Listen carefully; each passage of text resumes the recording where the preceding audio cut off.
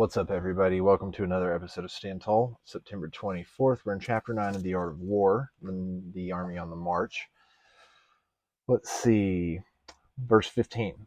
Country in which there are precipitous cliffs with torrents running between, deep natural hollows, confined places, tangled thickets, quagmires, and crevasses should be left with all possible speed and not approached. 16. While we keep away from such places, we should get the enemy to approach them. While we face them, we should let the enemy have them on his rear. That is positioning the army on the march when you're marching. Let's go over here to the alternate translation just to get additional perspective. Master Sun says, whenever the terrain has impassable ravines, natural enclosures, natural prisons, natural traps, natural pitfalls, and natural clefts, you should leave quickly and not get near them. For myself, I keep away from these, so that opponents are nearer to them. I keep my face to these, so that opponents have their backs to them.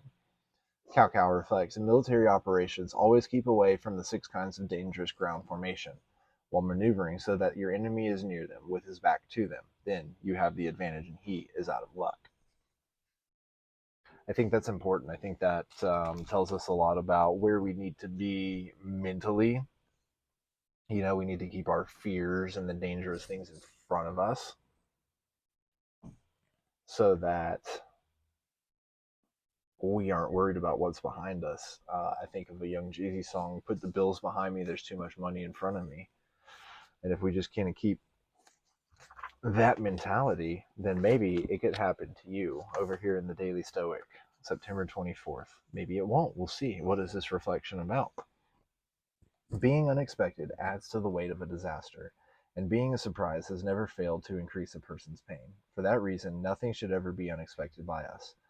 Our minds should be sent out in advance to all things, and we shouldn't just consider the normal course of things, but what could really actually happen.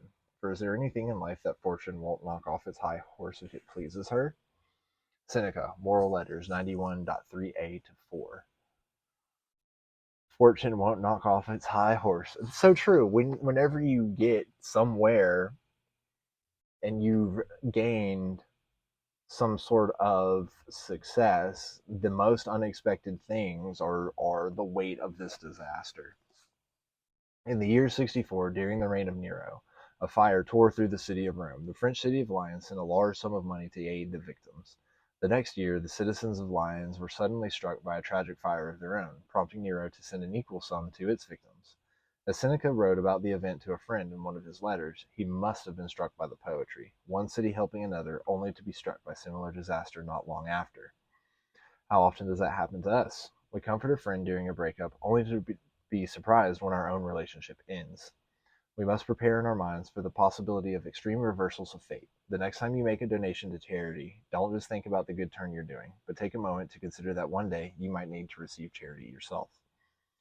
As far as we know, Seneca truly lived these words. Just a year or so after writing this letter, he was falsely accused of plotting against Nero. The price? Seneca was sentenced to commit suicide. As the historian Tacitus relates the scene, Seneca's closest friends wept and protested the verdict, where Seneca asked them repeatedly, are your maxims of philosophy or the preparations of so many years?